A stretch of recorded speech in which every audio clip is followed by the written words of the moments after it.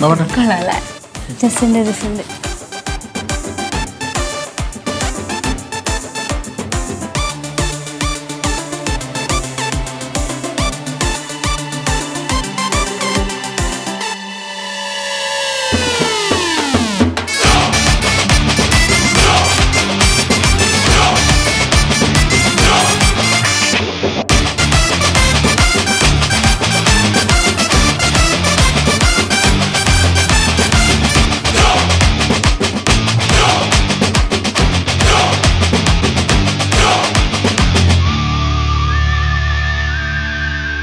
ഇതേയാള് പിന്നെ വന്നേക്കുന്നു.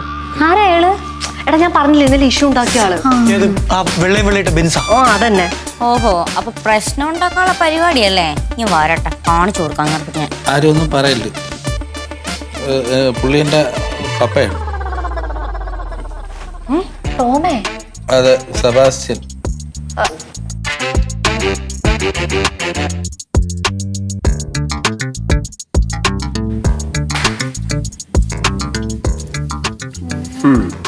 ക്ലാസ്മേറ്റും സോൾമേറ്റും ബാർമേറ്റും എല്ലാരും ഉണ്ടല്ലോ. പപ്പ എന്താ ഇപ്പൊ എവിടെ? പപ്പയ്ക്ക് എന്താ ഇവിടെ വന്നൂടെ? ഞാൻ വെറുതെ ഒന്ന് കയറിയതാ. നിനക്കിവിടെ എന്താ ജോലി എന്നൊക്കെ അറിയണമല്ലോ. വന്നു, കണ്ടു, എല്ലാം മനസ്സിലാക്കി. കുറെ തോഴിമാരും നടുക്ക് ശ്രീകൃഷ്ണനായിട്ട് എന്റെ മകനും. കൊള്ളാം, നല്ല ബെസ്റ്റ് പണി. അല്ല, ജോലി വേറെ ഉണ്ട്. ഓ, വേറെ ജോലിയുണ്ടോ? സോൾമേറ്റോടെ ഉണ്ടോ? Hi uncle. സാർ. അയ്യോ, ഞാൻ വെറും ഒരു വഴിപോക്കനാണേ. വെറുതെ ഒന്ന് കയറിയതാ അവിടെ. സോറി സാർ, ഇന്നലെ ആളറിയാത്ത. അപ്പൊ ഈ മാന്യനായ മനുഷ്യനെ പറ്റിയാണോ നിങ്ങൾ ഇന്നലെ ഇത്രയും അപവാദങ്ങളൊക്കെ പറഞ്ഞു പരത്തിയത്? നിങ്ങൾക്ക് ഇതൊക്കെ എങ്ങനെ തോന്നി?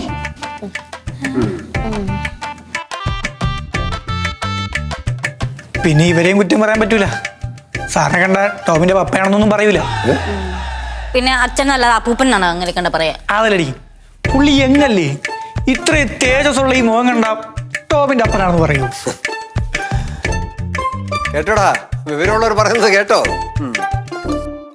എടാ മിടുക്ക, എടാ നിന്റെ ജീവിതത്തിലൊരു നാഴികക്കല്ലായിരിക്കും ഇത്.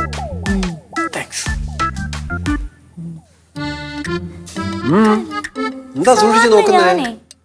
സാറിന് ഞാൻ എവിടെയോ കണ്ടിട്ടുണ്ട്. എന്റെ കൊച്ചെ, സ്വപ്നത്തിലാണെന്നും പറഞ്ഞ് എന്നെ വെറുതെ സോൾമേറ്റ് ആക്കല്ലേ. ഞാൻ ആരുടെ സ്വപ്നത്തിൽ വന്നിട്ടില്ല, ഇനിയോട്ട് വരികയില്ല.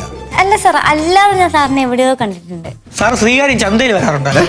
ഇവിടെ വരാറുണ്ട്. അതൊന്നും അല്ല, അല്ലാതെ ഞാൻ എവിടെയോ കണ്ടിട്ടുണ്ട് സാർ. മിഴിച്ചു നിൽക്കാതെ എന്താണെന്ന് പറഞ്ഞു കൊടുക്കടാ. അത് പിന്നെ ഈ പപ്പ ഈ ചാനലിലൊക്കെ വന്ന് നിന്നിട്ട് ഈ വാർത്തയിലൊക്കെ വന്ന് അടികൂടാറുണ്ട്. അല്ലെ, ഈ ചാനൽ ചർച്ചയിൽ ഇരിക്കാറുണ്ട്.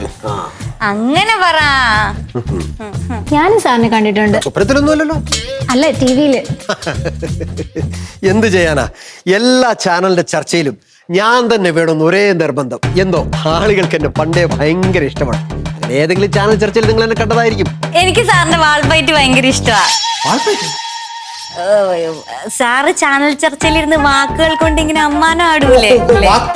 അതന്നെ സാർ, അത് ഭയങ്കര ഇഷ്ടമാണ് സാർ. അത് ശരിയാ, പിന്നെ ഒരൊറ്റ ഒരാളും തലപൊക്കില്ല. അതെ, ഒരു രാഷ്ട്രീയ പ്രവർത്തകന്റെ ഏറ്റവും വിലപ്പെട്ട ആയുധം എന്താണെന്ന് അറിയാമോ? എനിക്കറിയാം സാർ, തൊലിക്കെട്ടി. ഇയാൾക്ക് ആവശ്യത്തിനുണ്ടല്ലോ. അതല്ല, ഉളുപ്പില്ലാതെ കള്ളം പറയാനുള്ള കഴിവല്ലേ സാർ? ഇയാളുടെ കാര്യമല്ല ചോദിച്ചത്.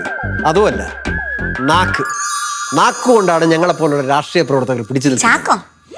ചാക്കല്ല കൊച്ച, നാക്ക്. അതാണ് ഞങ്ങളുടെയൊക്കെ ബലം.